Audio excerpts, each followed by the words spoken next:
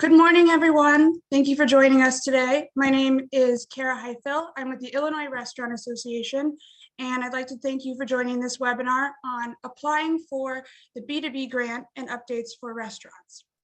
During today's webinar, we'll hear from experts at the Illinois Department of Commerce and Economic Opportunity and the Cook County Bureau of Economic Development. Today's webinar is being broadcast in English, Spanish, and Mandarin Chinese. To listen in Spanish or Chinese, please use the interpretation button in your toolbar.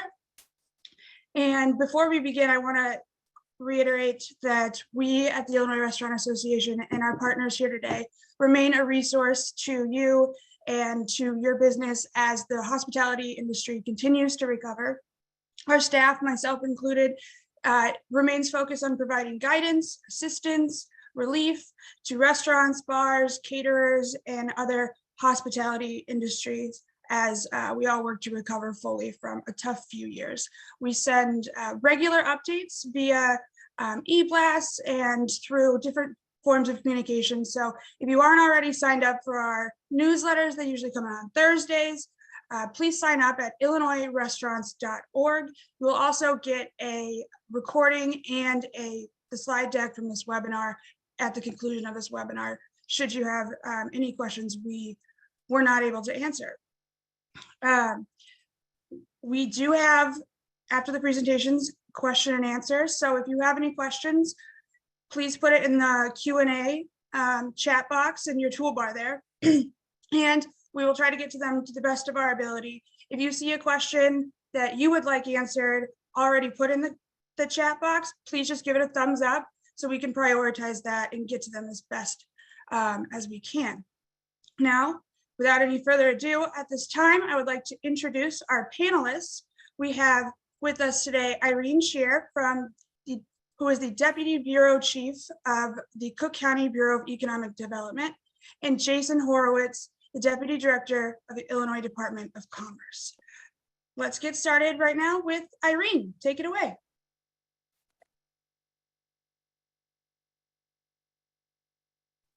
Oh, Irene, I think you're on mute. Sorry about that. Okay. Good morning, everybody. Thank you. I'm Irene Scheer, Deputy Bureau Chief for Cook County Bureau of Economic Development. Thank you, Teresa, Sam, Mary Kay, Kara, everybody at the IRA. We are thrilled to participate in this event and in particular support and be partners with the state of Illinois for the B2B program. So Cook County has made supporting small businesses during this challenging time a priority. We know small businesses are the backbone of our communities, and the past few years have been like no other time.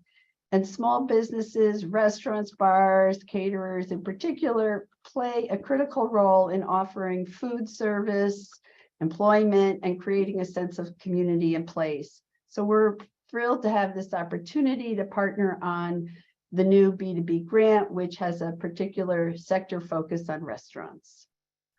And this slide highlights the programs that we have under the Cook County Small Business Source. We offer one-on-one business advising, and businesses just go to our website and sign up, and they'll be matched with one of our 8 partners, which includes the Illinois Restaurant Association. We have a new section on our website called Resources. I encourage you to check it out. We've got all kinds of resources. Right now, there's a tax preparation checklist. There's information on employment, on financing, all kinds of things. And we have a regular calendar of events, which includes things like what we're doing today, but we've also done them on many other topics, and we featured those from our partners. Next slide. So since we've been doing this work in 2020, we've reached over 46,000 small businesses. We've distributed $17 million in grants, and we provided direct one-on-one business advising assistance to 10,000. And the profile of our businesses that we support are shown on the screen. 69% are owned by people of color, over half are owned by women, and most are small. So we can go to the next slide. And then this year, we've zeroed it. This slide just highlights from 2022 what we've done, but we've been able to serve almost 5,500 small businesses. That includes direct advising as well as event attendees.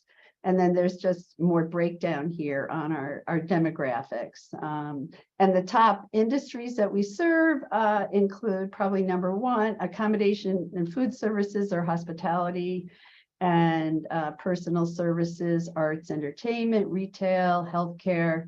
All of those are the sectors that reach out to us the most frequently. And next slide. And then lastly, because we're here to talk about the B2B program, we are what the state considers a hub. Cook County is a hub, and we have a contract with them. And as part of that, we have agreements with the organizations on the slide. These are our spokes, so to speak, and they represent some industry expertise like IRA, as well as broad geography: Elgin Area Chamber of Commerce, Schaumburg, West Suburban, and these were selected specifically to kind of fill some geographic holes. We have on our website, there's a form if you want to connect to one of those in particular as spokes. Those organizations are prepared to help any small business who wants to apply to the B2B grant do so. They'll do it in person, they'll do it online, they will all be organizing events and outreach. And of course, you could go to any organization that you may know already. And there's a full list of other partner organizations on the DCO website. So that is our involvement. We're excited to partner with DCO. We know access to capital is really the #1 issue facing small businesses, and we're thrilled that the state has identified significant resources to support small businesses in these key sectors. And I think that is it for me, and we'll pass it on to Jason. Thank you, Irene. Next, we have Jason from DCEO. Thanks very much, Kara. Yeah, and thank you, Irene, for that presentation. Really appreciate Cook County's partnership and the partnership with all the other great organizations you're working with on this program. So I'm Jason Horwitz. I'm the Deputy Director for Policy Development, Planning, and Research at the Illinois Department of Commerce and Economic Opportunity, or DCEO. So DCEO is the state agency that is overseeing this program and other back to business programs that we've been operating since, gosh, over the past 3 years now. Really appreciate the opportunity to speak to you today about the resources that we're providing through this new program. This B2B Restaurants is a grant program for restaurants in Illinois. You can go to the next slide, please. Recovering from the COVID pandemic. And like our other previous programs, big and back to business that others might be aware of, it'll be grants based on losses incurred during the COVID pandemic. One detail that's a little bit different than the last program for folks to be aware of: all eligible applicants will receive a grant in this program as long as they meet eligibility requirements, submit the proper documentation, and provide the required attestations. So in previous program, many people did not receive a grant if they were, didn't hit certain priority criteria, or if they just, provided their grant really late and funding, or provided their application on the later side in a rolling application process and funding ran out before it got to them. So that's not how this program is going to operate. There's going to be a set application window, and we will determine all the awards after that application window is done. And again, all eligible applicants will receive a grant. And I'll talk a little bit more about that in a bit. And again, just to be clear, so there's no confusion on the naming of the program, B2B Restaurants, Restaurant Employment and Stabilization Grant Program. You might see both of those terms out there. Those mean the same thing. B2B Restaurants is just sort of a shorthand for Restaurant Employment and Stabilization Grant Program. So in order to implement this program, we've partnered with a third-party grant administrator to take in, the thousands of applications that we're anticipating, set up a nice online application process, perform that thorough review in partnership with us on that process, and then finally disperse the funds. So the name of that, our immediate grant administrator is NCRC Community Development Fund. They are also partnering with an organization called Submittable, which is hosting the application and some of the automated part of the review process. So just for your awareness, if you see NCRC or Submittable, those are partners of DCEO in operating this program. I'll also mention community navigators, of which Cook County is one. Irene spoke about Cook County and its community navigators.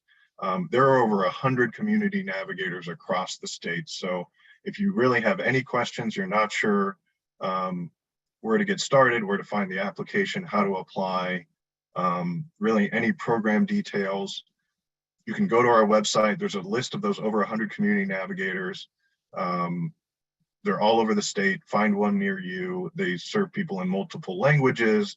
They serve certain specialized populations that, they have cultural competency in a particular population, if you'd prefer that. So I encourage you to go check out that list and talk to a community navigator if you want any assistance at all. So just before I dive into the program details, a little bit about the timeline. So we announced this program March 21st.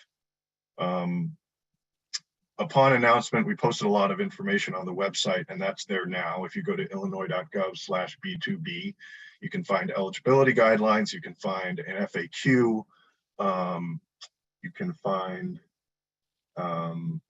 just some other details about community navigators and technical assistance. Very soon, we'll also have a copy of the actual total application itself posted at the website. All of this is available in I believe 6 different languages, and if it's not available in all 6 now for 1 or 2 documents, it will be within a day or 2. We're working to get all of that up there as soon as we can. So you can go now to the website, learn information about the grant, read the FAQ, and just get ready to apply. And then applications will open next Wednesday, April 5th, and will be open for a 5-week period until May 10th. And so the link to that application will be available at illinois.gov/B2B. You can also get to it directly through our partner NCRC's website, who's hosting the application, but probably just easier to do it through the DCEO website. Any program questions, again, you can reach out to the community navigators. For questions about the actual portal, if you're having issues registering or something seems weird when you're clicking submit or any of that, you don't know quite how to upload your documents, those sorts of details, you can reach out directly to our partners who are hosting that application at NCRC or Submittable, NCRC CDF grants at submittable.com. And actually one other detail regarding the timeline. So I mentioned the application will be open for a 5-week period, and I just want to reiterate, this is not first come, first serve, right? We're going to wait until the application closes to actually make all the awards. So I know for our last few programs, there was this really a lot of anxiety and sort of a high stakes need to make sure you had your application in the first minute or the first hour. Just want to make sure folks know that it doesn't matter when you get your application in, as long as it's in during that time period. So certainly encourage you, number one, not to worry about that too much, but also take your time, especially take your time and just make sure that all the information in your application is complete and all the documents are properly submitted and all those details before you actually click submit. And then finally, so the application period will close in early May. And then awards are dispersed. I think June to July is probably a bit conservative. I would hope that all the funds are actually dispersed in June, because we certainly anticipate to be able to quickly move through all those approvals. So let's talk a little bit about eligibility. So who's eligible for this program? So the business types that are eligible are restaurants, taverns, bars, caterers, breweries, wineries, food trucks, and street vendors of food.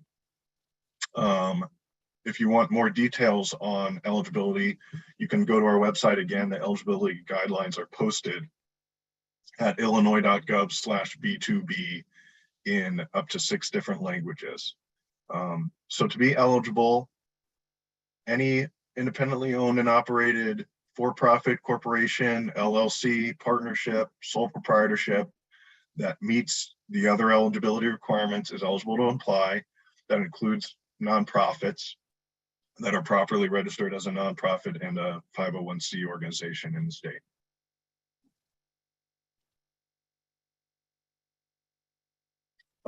Some further stipulations regarding eligibility. At the time of application, restaurants that are eligible have to have 50 or fewer employees. And we've gotten a lot of questions about how we're defining that. So I think the best way to put it is this is the total head count of W-2 employees would be one way to put it, right? So contractors wouldn't be included, but it is not FTE. It's the number of actual employees of the business that's applying. Business had to have been in operation by March 12th, 2020, which is around the time that the pandemic began. Basically, the first emergency orders were put into place shortly after that. And it also has to currently be in operation. It's okay if you were temporarily closed in between. We've gotten a lot of questions about that. Obviously, many of the target businesses that had to be temporarily closed in between. So yes, just had to be in operation by March 12th, 2020, and also currently in operation. You have to have experienced a loss in revenue of at least $5,000 due to economic disruptions related to COVID-19. And finally, you're not eligible if you've received any of the following grant relief during the pandemic previously, including the Federal Restaurant Revitalization Fund Program, the Illinois Back to Business Grant Program, the previous version of that. Obviously, this one's called Back to Business Restaurants, but the previous version in 2021 and 2022, the Business Interruption Grants Program, which was the program that we ran in late 2020, and then finally the Emergency Hospitality Grants Program, which was the one that was run immediately after the pandemic hit in spring of 2020. And then finally, any other local, so this is all the state programs, so local or state is a little bit redundant, but any other local program that provided over $10,000 in grants or loan forgiveness. I'm not going to read this whole list, but I just want to highlight a couple things. One is a government-owned business entity is not eligible. A business that derives at least 33% of revenue from gaming activities. So I know a lot of bars in the state do have video gaming. If over a third of your revenue is from the video gaming, you're not eligible. And then the final one I will highlight is a permanently closed business. So you do have to continue to be in operation. Now that doesn't mean that, if you're maybe temporarily closed for renovations or whatever, that's fine. It's just if you're permanently closed, you're not eligible to apply. So the award size. So again, the awards will be based on losses incurred during the pandemic, up to $50,000, and actually the minimum will be $5,000. And the number of eligible applicants is going to impact the award amount. So just to walk through a little bit more information on how we're going to determine the award. In the application, we're going to request your 2019, 2020, and 2021 tax returns. We're going to look at how much lower your gross receipts were in 2020 and 2021, respectively, than they were in 2019 prior to the pandemic.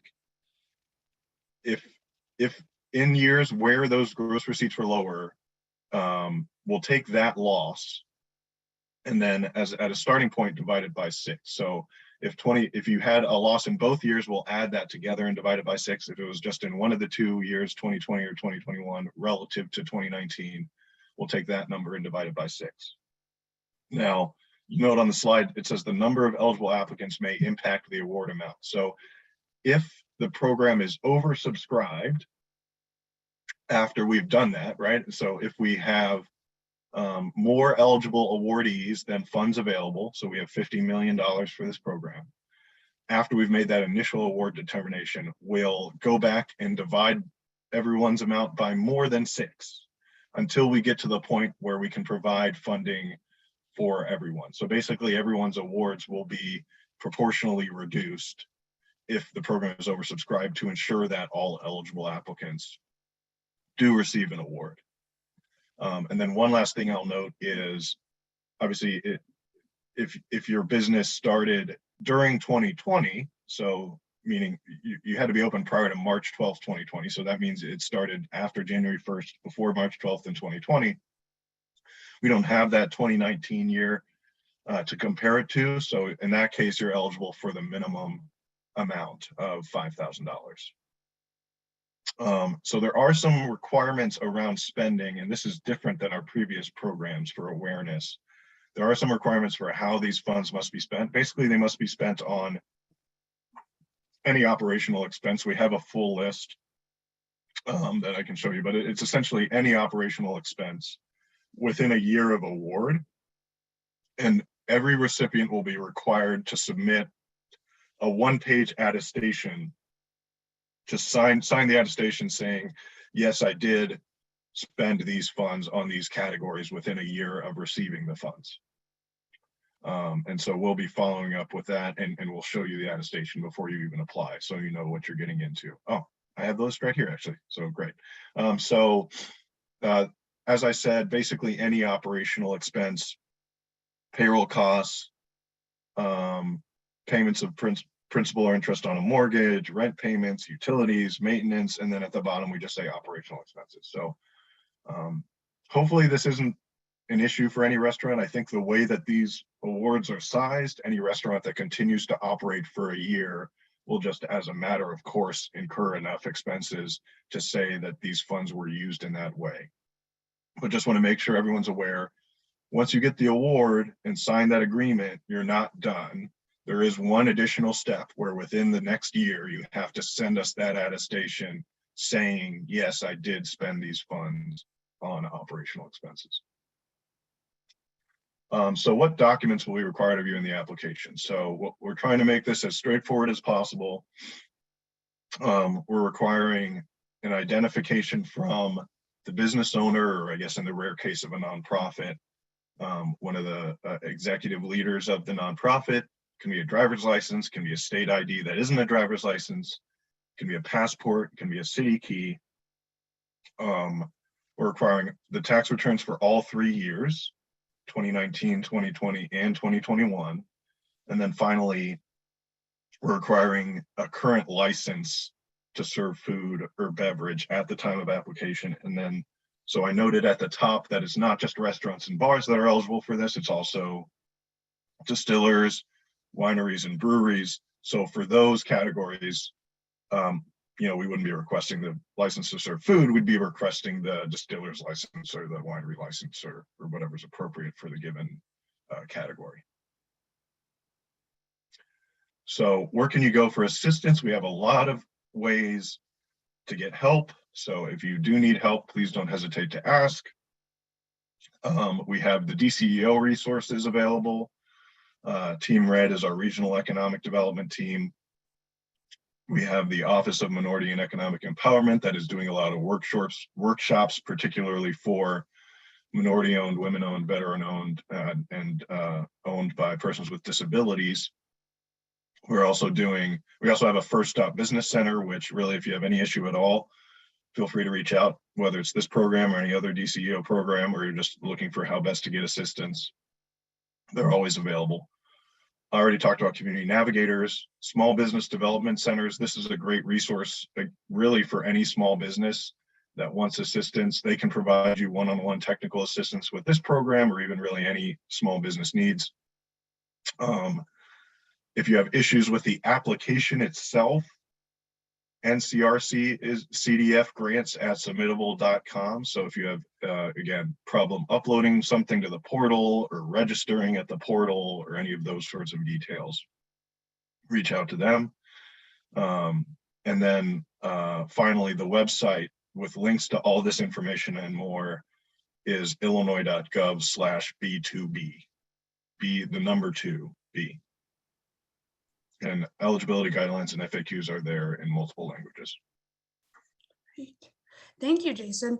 And again, a reminder to everyone before we get to questions that you will receive this recording and the slide deck with all these links at the conclusion of this webinar. Now we have a lot of questions I want to get to, and I know that was a lot of information. So let's get to it. First, we have a question for Jason. If you received a back to business grant in 2021, can you apply again in 2023? So unfortunately, no. For this program, previous recipients of business interruption grants, back to business grants, restaurant revitalization fund grants, emergency hospitality grants, or local grants that exceeded $10,000 are not eligible to receive funds under this program. I understand that there are many businesses that received those grants that are still in distress. And, you know, we'll certainly continue working with IRA to understand how we can help support those businesses and identify the issues they're facing. And I'll just mention, I mentioned small business development centers earlier. They're a resource for small businesses to help them with planning, with business plans, with identify other financing opportunities. So I would encourage reaching out to a small business development center to discuss issues with them. We also have the Advantage Illinois program, which is a low interest loan program that you may want to look into. So long story short, there are other resources, and you know, would encourage you to reach out to the folks at the Illinois Restaurant Association or at DCEO for other opportunities. But unfortunately, this program is not one of them. Great, thank you. And also the Cook County Small Business Source is a great partner as well that we enjoy our partnership with. And they include a lot of advising and a lot of great one-on-one business advising for free. So what about a new business? Jason, can you just go over again when a business needed to be open to be eligible? Yes, so businesses had to be in operation by March 12th, 2020 to be eligible. And there are a few reasons for that. One is, in order to operate programs in this way under the federal guidance, they have to have demonstrated a loss, and so we need that pre-pandemic baseline. That said, we understand that obviously restaurants that started in 2020 and even into 2021 incurred many of the same hardships that businesses that opened prior to the pandemic did. So we actually are working on, I can't give too many details on it now, but we do have funding for a further back to business, separate back to business program specifically for those startups that haven't had access to these other programs. So I'll just say stay tuned for more information on that in the next couple months. Great. I look forward to learning more and sharing that information with our networks and everyone on this webinar as well. So next question, if someone already got funding as a restaurant, are they excluded?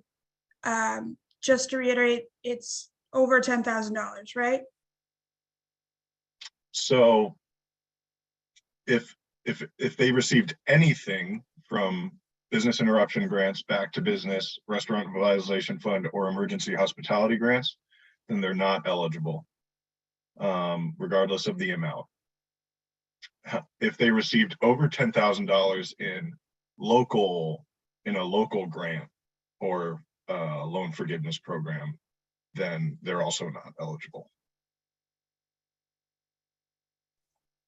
Okay, great. And next, the question is, why is this only for businesses started before March 2020?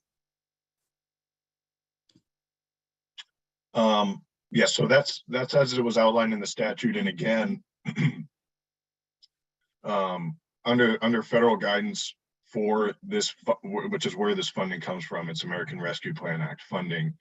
There's federal guidance on how these funds can be used, and there's fairly limited scope for how it can be used for startup. So we can't really operate a program in this way where we have sort of flexible award amounts based on your losses if we don't have that pre-pandemic baseline to compare it to. And for that reason, actually, that's why for the businesses that open between January and March, they're just eligible for that minimum $5,000. But again, we will have a separate program that is sort of run a little bit differently that does allow us to provide some meaningful support to those startup businesses. But it's, again, it has to be run sort of under a separate, it has to be run differently. So we're rolling it out through a separate program. Got it. So the federal money is funneling down through this grant program. You have to comply with that, but more to come on future grants, right? Right. Okay, great. Next question. Are bakeries that sell retail from restaurants or their own or eat outs eligible?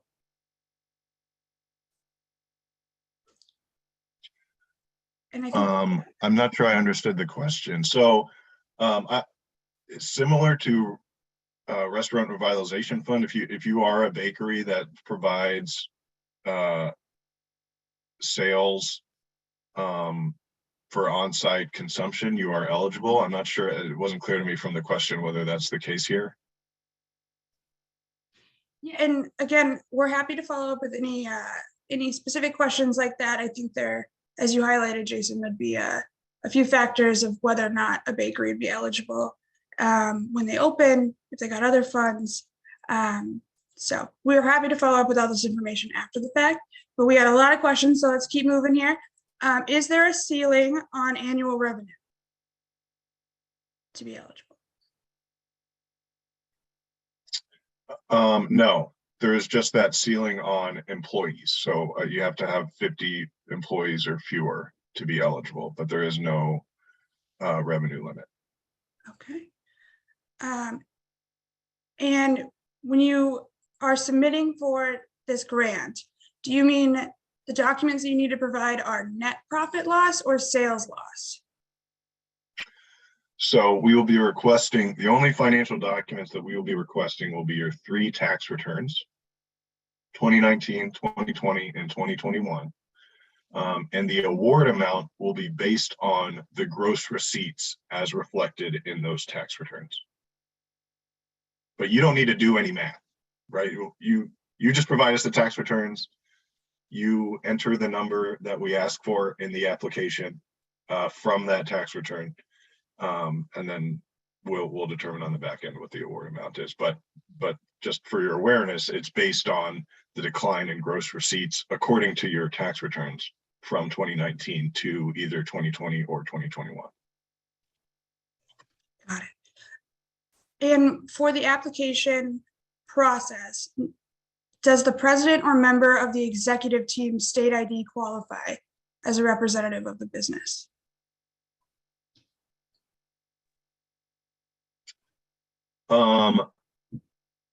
I believe right now it's an owner. It has to be an owner. I guess it's not clear to me whether president or member of the executive team would not be the owner. But yeah, right now we're requesting an ID for the owner. But I guess, you know, for circumstances where it's like a C corporation, for example, that wouldn't really be possible. You would need to have some sort of executive representation instead. But that's a great question. We might want to add something like that to the FAQ and make sure that's clear. Great, thank you. And next question, what about the paycheck protection grants? Does receiving those PP grants make you ineligible for these? No, it does not. So if you received a PPP loan, whether it was forgiven or not, or if you received an EIDL grant or loan, that does not make you ineligible.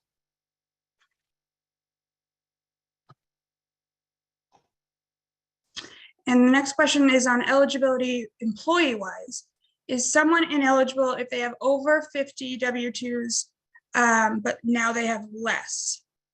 So how do you determine if they've gone back and forth between 50 W-2 employees and not? So it's based on at the time of application. How many employees do you have when you're actually sitting down and filling out that application? Got it. Thank you. Next question. If someone purchased a business in January 2020 and the construction started, but it wasn't fully open until 2021, does that qualify or not qualify?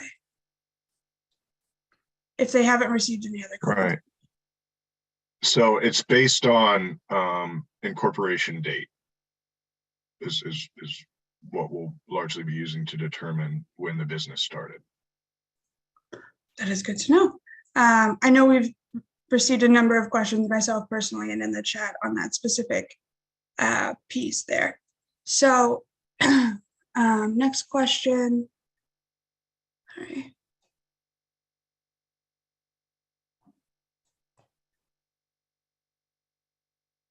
So we covered the PPP, moving through these questions. Someone bought a business that has been open for more than 20 years, but it just took over only 6 months off. They're still eligible. Sorry, I don't. I'm sorry, can you repeat the question? So does closures for 6 months affect the eligibility? No, really to think about the closure question for eligibility. If you were open or if you started your business prior to March 12th and you're in operation now, you're eligible. If there was a time in the middle where you were closed, that doesn't matter. Or even if you're like temporarily closed for repairs, but you're still, an active business in every other way, that again, you're still eligible. It's just if you've permanently closed, and then in that case, you're not eligible. Got it. And so if someone shut down completely as a caterer, and so then they didn't file any taxes because they didn't have any sales, are they still eligible? And if so, how would they apply?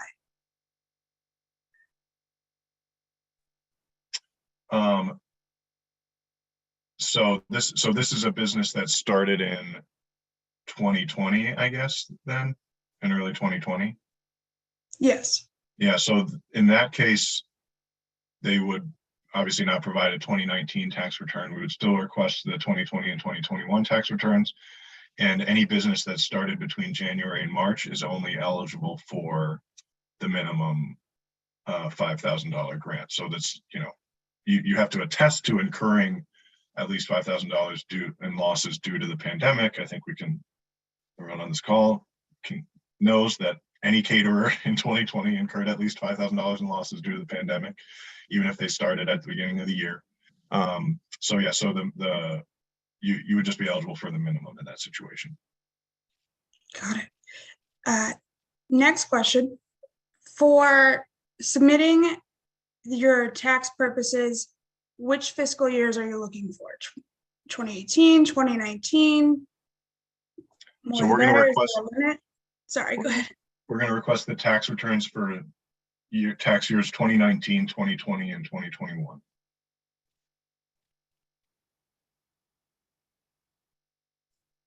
And if a restaurant has multiple locations under different LLCs, some of those LLCs may have received more than $10,000 in grants, but not those.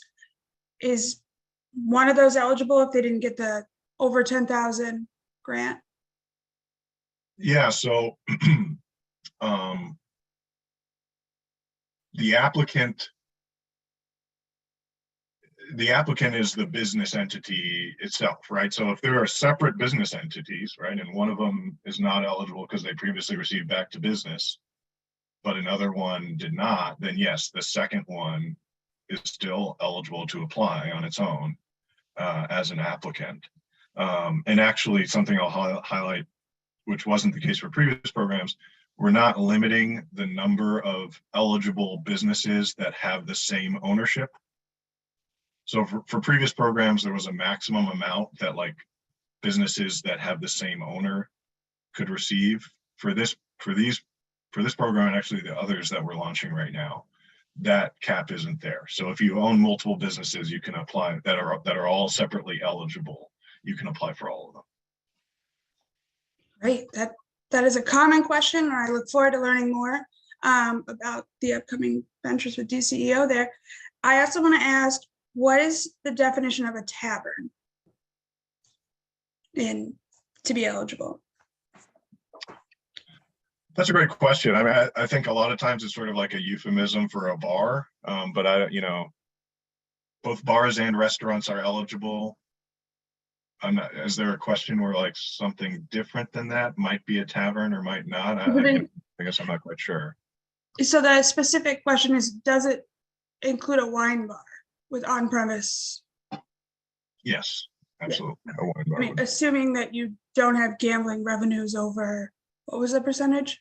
33% of your revenue. Got it. Yeah, for the federal guidelines, right? Right. And then another question we just had come in, will there be any grants for restaurants that employ more than 50 employees? Specific at this time, I'm not aware of any grant opportunities for that, for a business of that nature. No. Okay, great. I think we've covered almost all of our questions. And I just want to remind everyone attending here, if you have any last minute questions, feel free to put them in the chat. I think we covered most of them, but you will get all this information and the links will be included. So any FAQ that isn't answered on the website or we didn't get to today, we are happy to be a resource here at the Illinois Restaurant Association, at DCEO, at all of the partner organizations when these open on April 5th. And there's apply when you have everything ready, right, Jason? But there's no rush because you have until May 10th. That's right. Okay. We have one more last question that I can get to. Can a new restaurant bar apply if it will open in 2023? No, you have to have been open prior to the pandemic, prior to March 12th, 2020. Yeah. Good question, but hopefully we'll remain a resource here at the IRA, as well as the Cook County Small Business Source and DCEO and all of our partners involved. So I appreciate everyone being on this webinar. You will get an email shortly with all of this information and the links that we covered here. And thank you, everyone. And I hope you have a great day. And I want to specifically thank Irene and Jason for being with us today and answering all the questions that have come in and just being a great partner. Thank you. Thank you so much. Thank you all.